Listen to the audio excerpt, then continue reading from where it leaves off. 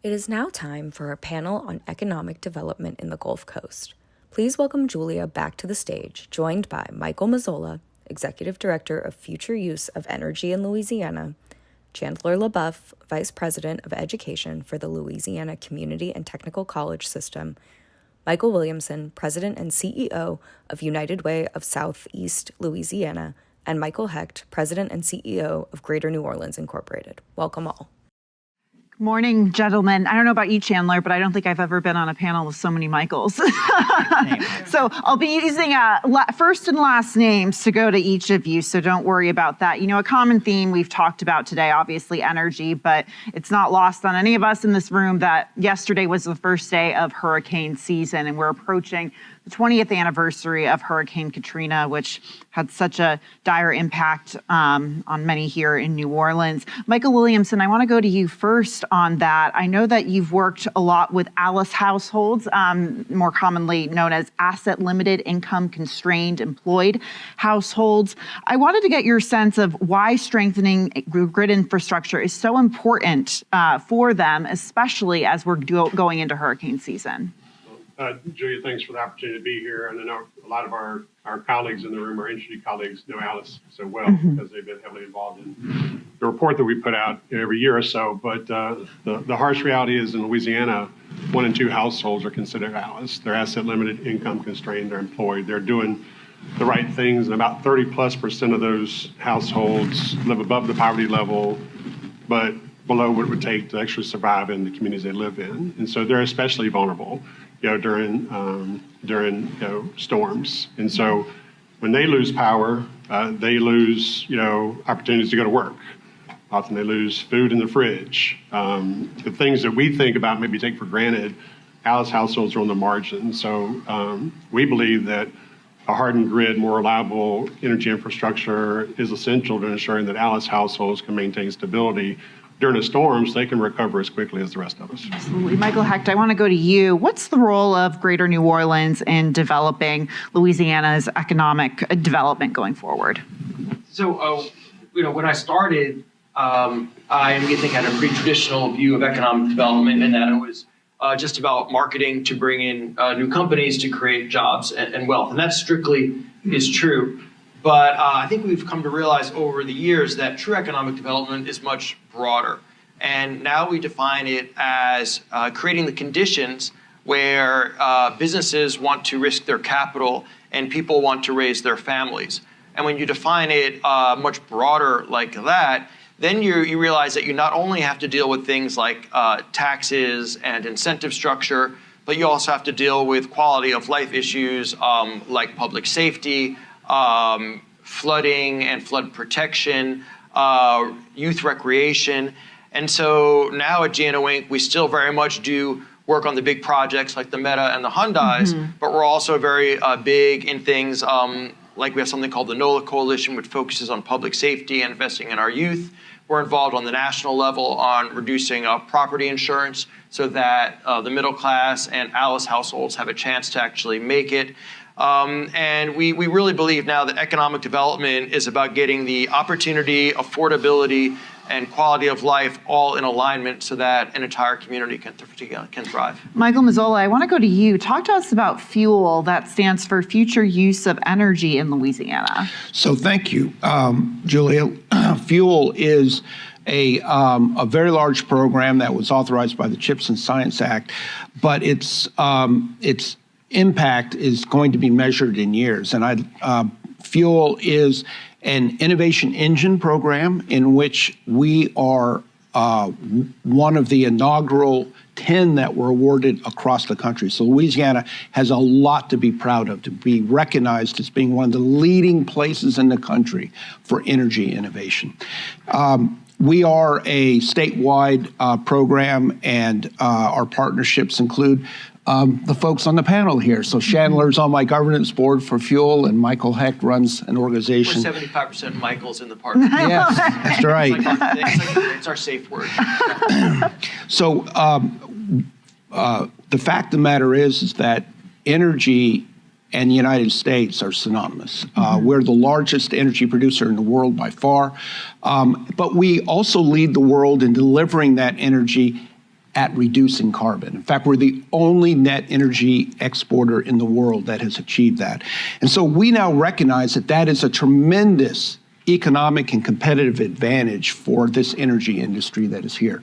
And so we realize that the sky's the limit in terms of innovating in that space. And so we already have a number of startup companies that are coming out of our universities, and just frankly, innovators who are in the this generational employment of more than 100 years working in energy. And so we know what we're doing here, and we're going to lead the world in terms of building carbon capture and utilization to turn CO2 into a valuable product that powers our chemical and energy industry. Chandler, how are your 12 community colleges contributing to the workforce in the energy sector here in Louisiana? Yeah, great question. Thank you for having me. And unfortunately, I'm not Michael, but after I leave here, I'm going to change my name to Michael, so we'll be the Michael duos. Chandler, we like that. But so Louisiana Community Technical College System, as mentioned, 12 comprehensive community colleges across our state. We serve about 150,000 students annually and credential about 35,000 students in our state. Many of those in our high-wage, high-demand sectors. So as mentioned, powering the energy sector. That's not just from educating and training the line workers. That's also training individuals to work on our coast, training individuals in hydrogen and wind and solar as we continue to see that transition occur. We still are lock in step closely with our economic development partners and our business industry partners to understand their needs. So most of our skilled training is really focused around construction, manufacturing, IT, transportation, logistics, and healthcare.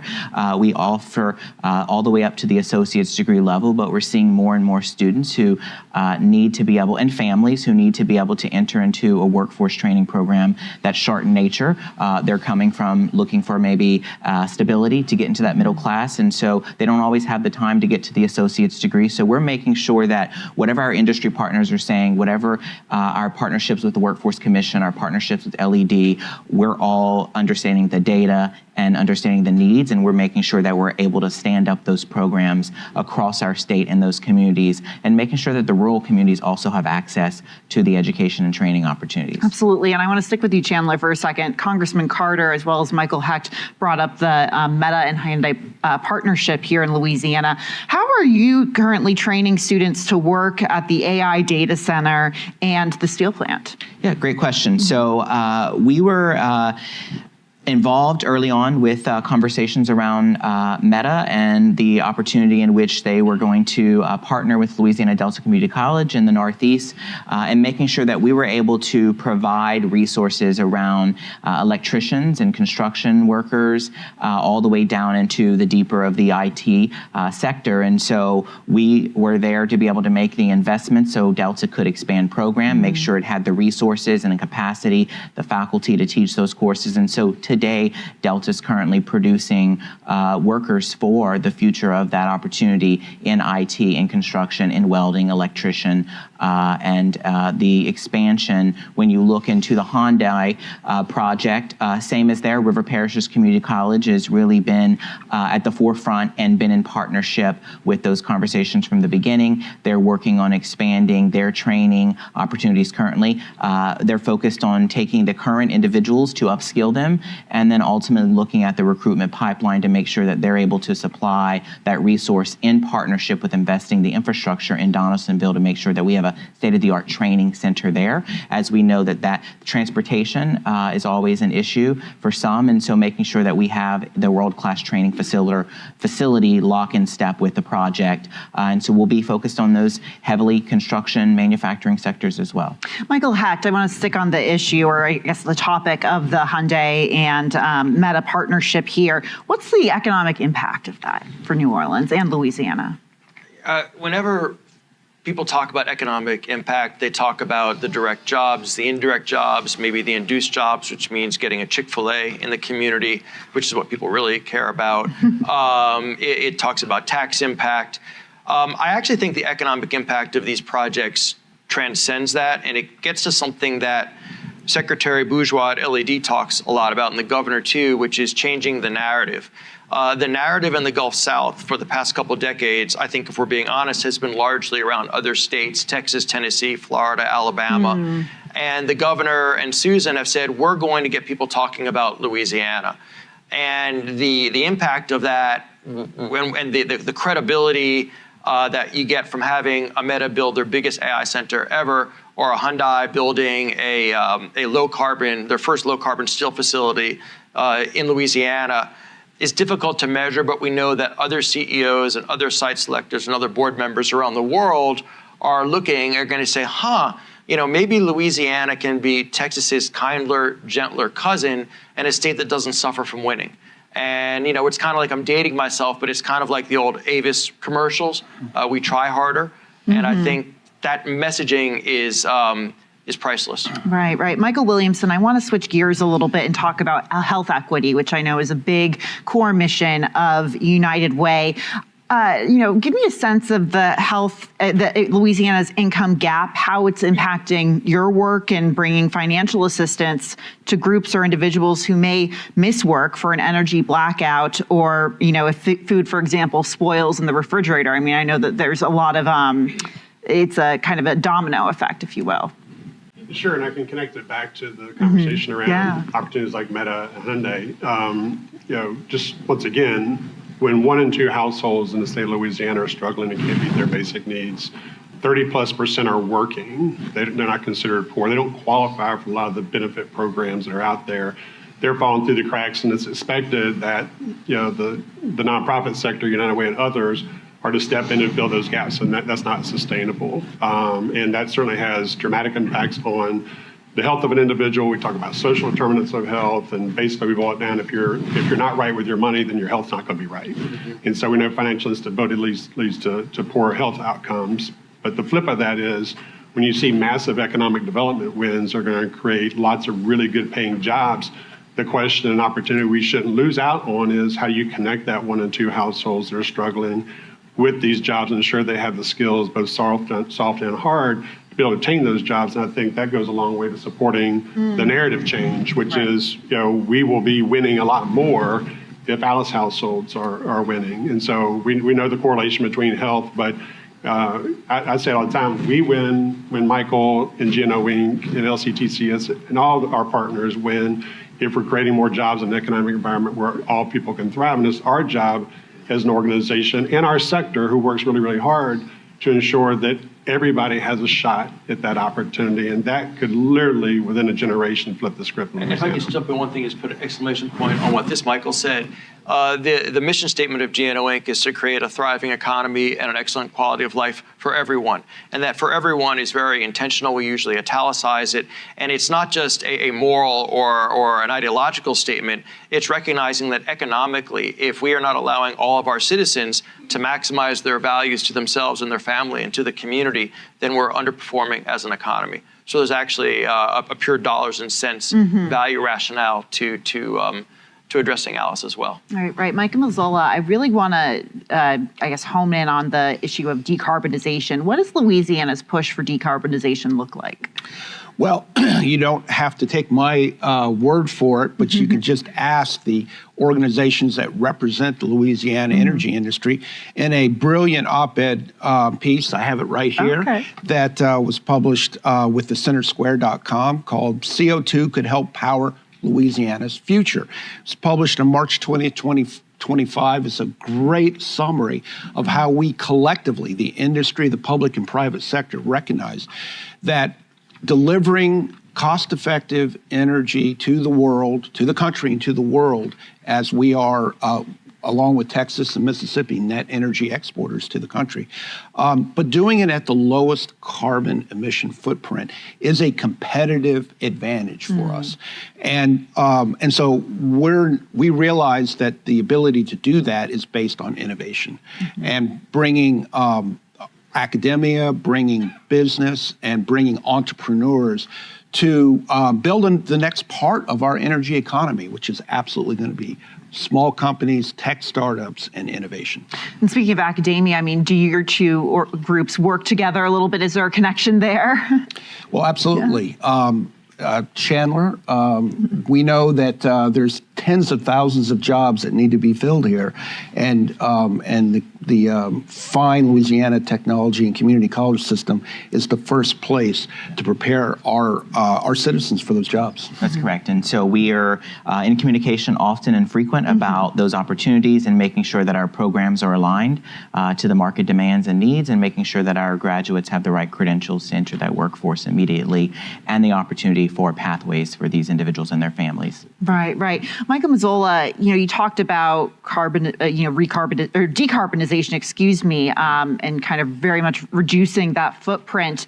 What does the energy transition in Louisiana look like? I know, obviously, non-renewable energy is very important, but there is, I think, a push not only here, but across the country to invest more in renewable energy resources. What does that look like? Well, you had, Julia, the Hill really brought professionals to this stage earlier, the CEO of Entergy, a member of the Louisiana Public Service Commission, and they are committed to delivering the energy of the future at an affordable and maintain affordability and reliability. So that means all of the above is now the recognized solution. Fuel works specifically in the energy sector that still delivers more than 80% of the world's energy, and doing the many things that we can in order to reduce that carbon footprint. But things like nuclear and renewable energy and bio. I mean, we're a tremendous agricultural state, and we have a lot to do with that. So fuel is particularly investing in our chemical industry here. When it produces carbon dioxide, we put it back into the plant to produce additional products that people need. And another source for that is unused bio waste, for example. So there's a lot of innovation to go there, but it's always going to be an all of the above solution. Chandler, I understand that upskilling is a major focus of the students. Tell us about how you're upskilling the workforces for these two projects, the Hyundai plant and the Meta plant as well. Yeah, so we're currently focused on trying to locate individuals who are looking for opportunities to upskill, and many of these individuals don't necessarily have the time to enter into a traditional 16-week program. So we've moved a lot of our programs to 8 weeks blocks where we can do evening, weekends as well. So these may already be individuals who are working in some job, whether it is hospitality, tourism, whether it's in an industry sector already, but they want to upskill to be ready for job opportunities, for more financial income for their families as well. And so we're already launching training programs at both Delta and River parishes to be able to say, join us in the evening, on the weekends if you're already working. And we're working with Workforce Commission to understand what dollars are available out there to be able to support the needs of these individuals as well through these training programs. And so whether that's in construction, as I mentioned, welding, IT, laborers, skilled workers, we're focused on this opportunity. We know that if we don't upskill those individuals now,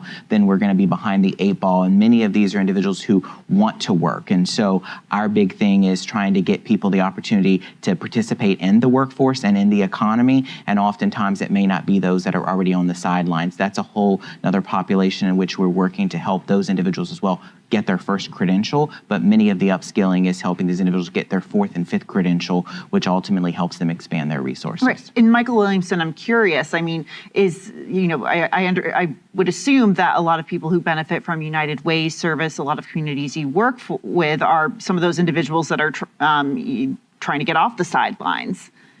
Absolutely, and had the pleasure of working with Chandler and other leaders as we developed what now is considered the Louisiana one-door approach to workforce development. I think we've taken a massive step in reimagining our workforce system, partnering to make sure that individuals have the wraparound support so they can move through that pathway to what we call pathway to prosperity. Because to Chandler's point, folks want to work. The majority do. They're underemployed or underemployed because they're having to make tough challenges, childcare, housing, transportation, all the things that are required to live, kind of a basic and sustainable life. It's challenging. So to be able to pursue a credential or change your career, upskill, requires time and energy and talent. And we often talk about, for Alice households who consider themselves to be poor, albeit not by the federal government standards. It's expensive to be poor, and it's a full-time job.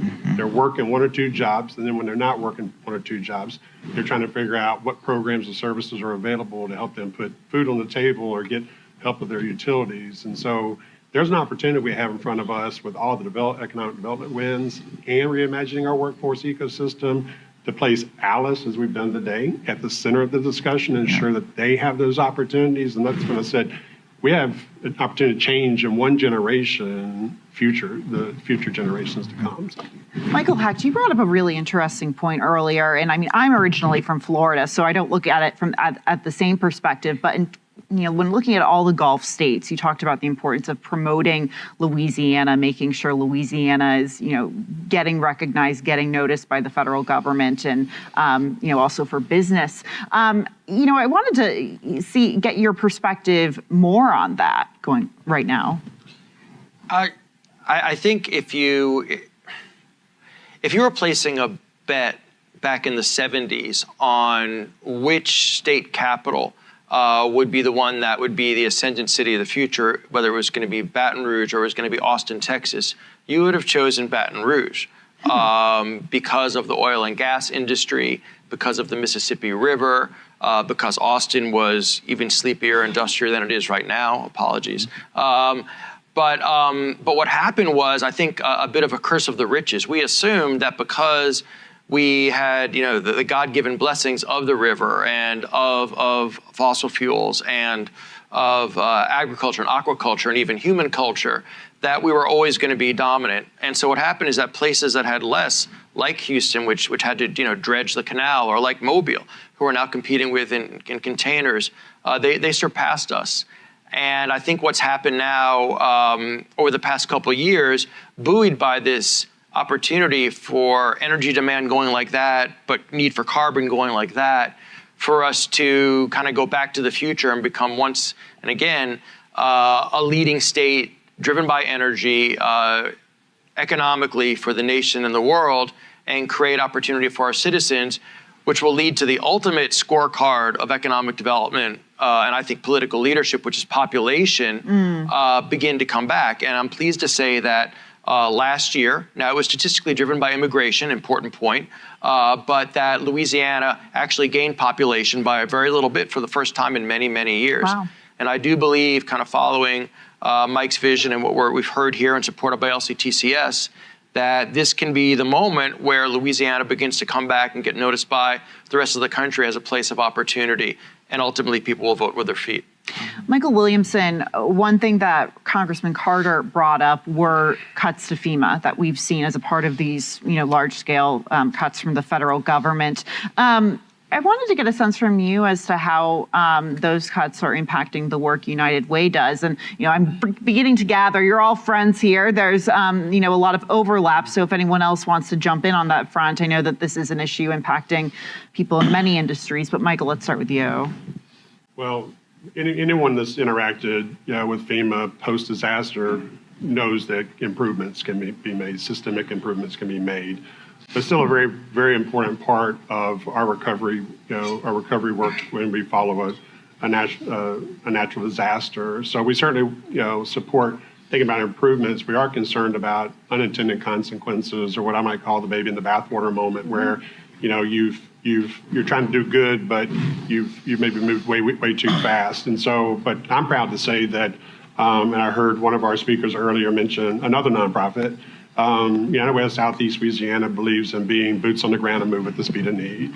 Through our unique set of pop-up relief events, we go where the need's at and we bring resources to families, oftentimes as FEMA is working to ramp up its efforts. And then we work in concert with FEMA and other partners to ensure that the resources are getting where they're needed most, and folks know how to navigate those. That navigating like the FEMA process is very, very challenging, but we work with our civil legal aid partners to be able to help with that. So FEMA is a very, very important part of our recovery work.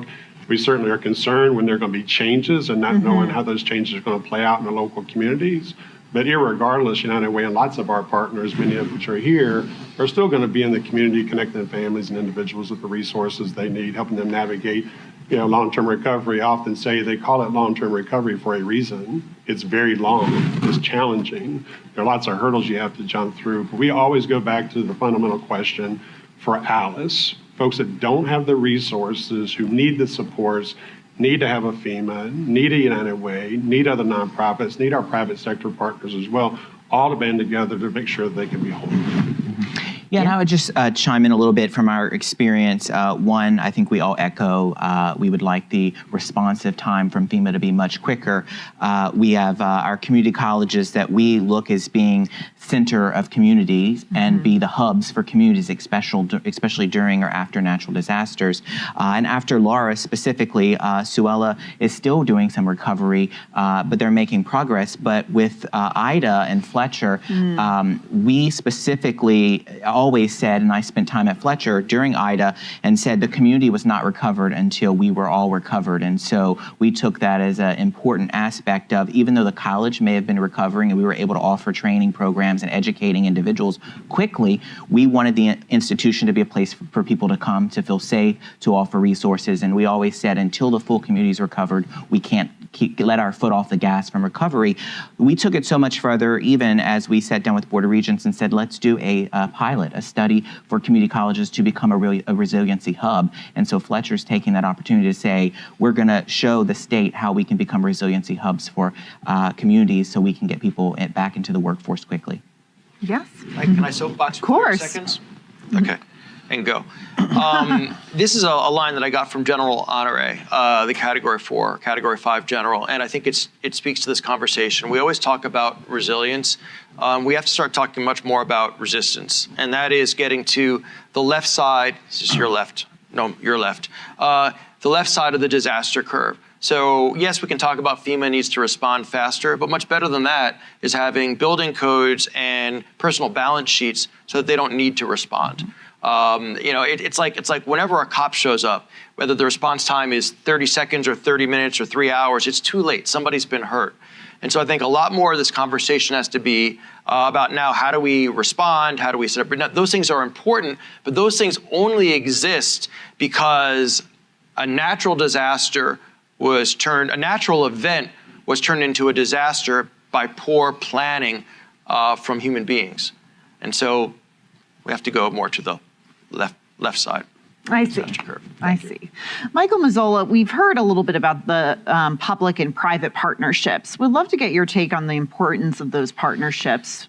That is the heart of the entire Innovation Engines program that a visionary who leads the Technology and Innovation Partnerships Directorate at National Science Foundation, Dr. Irwin Guillen-Chandani, as he says, created by act of Congress to ensure that the technology and science that the United States has been so good at developing leads to economic outcomes for our citizens through commercialization. And so the public-private partnership part of it is that is no one institution that can do that. And so I'm really excited to say that one of the most exciting things going on in innovation in the country is right here in Louisiana.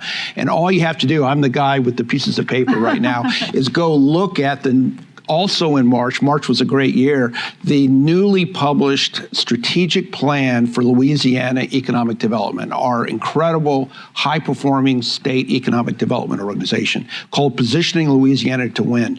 And in this document, they've recognized that the thing that Louisiana can add to our world-class economic development is attracting and starting intellectual property or technology-based startup companies. And so as a result of that, the NSF's relatively modest investment in our first 2 years of $15 million has already been almost tripled through a great partnership with GNO Inc., the City of New Orleans, LED, to bring a tremendous new location in the City of New Orleans that'll be led by New Lab to incubate our many tech startups that are coming out of the woodwork right now. So it's all about leveraging the community and the community decision to deal with something that is spelled out as the #1 talent issue in the state of Louisiana, which is stopping or reducing the outflow of the folks who are most likely to start companies and build wealth and increase the access of all Louisiana citizens to high-paying jobs here. So it's no secret that many of our best college-educated engineers and scientists leave to other states. But by building this innovation ecosystem here, they are going to do some of the most exciting work of their lives while staying here in Louisiana. We only have a few minutes left, but I want to bring us back full circle. At the beginning of the panel, I mentioned we're coming up on that 20th anniversary of Hurricane Katrina, and we're at the very beginning of hurricane season of 2025. I wanted to get all of your senses as to what lessons have been learned since Hurricane Katrina when it comes to recovery, but also energy, economic development. We can go down the line. We can start with you, Michael. All right, well, you just heard my biggest point is that communities have to build back stronger, and resilience as a concept or as a term is not only cliche, but sometimes it's an excuse. But I also think that the lesson, and this is not just from Katrina, this could be from 9/11, this could be from the San Francisco earthquake, is that when you have these great disjointed tragedies, one of the ways that you honor the people who suffered and who were lost is by building back something that is better than what was there before. And so I think it's possible to be responding in a way that is compassionate and effective, but at the same time, trying to rebuild an infrastructure that improves. So an example here is our $15 billion flood protection system, so that if a Katrina came tomorrow, it would have no impact. We fix that. Or in terms of 9/11, downtown Manhattan is actually a much more functional and better 24/7 community now because it's been replanned in the aftermath of that disaster. So there is actually opportunity and hope in these great tragedies. Michael Williamson. So yeah, that's a tough one. But so on the anniversary of Katrina this year, we will celebrate helping 400 families achieve homeownership. Families that would have not have been able to do that without the support of the community. We have many of our public and private partners. But the reason we got there is because Katrina revealed an ugly truth, that the poverty and financial instability in this state led to unequal recovery. And so we doubled down on that. And so I'm excited about the future because we've learned a lot in 20 years around what does it take to help families achieve a level of financial stability. Now parenting it with all the above strategy, all the things we've talked about today, doing all those things together at once consistently can allow us to accelerate that. 20 years is a long time. 400 homes seems like a lot, but imagine if we did it faster and if we did it better. And we'll get there because we have all the right, I often talk about we're doing all the right things, we're not doing them at the same time. And so certainly excited about what we learned, but I think we have a real opportunity. And I think it will take us 20 years to do that same number because we all understand what has to happen next. Chandler. Yeah, for us, it's if we respond during or after it's too late. It's making sure that we have upskilled and trained many, if not thousands, of individuals who you would consider working in a first responder space. So whether that's healthcare, line workers, repairers, construction, et cetera. So for us, it's making sure that those programs continue to thrive and that we're able to train and educate them, those individuals now, so that they're able to supply that workforce immediately during and after response, so we aren't waiting for help. Michael Mazzola.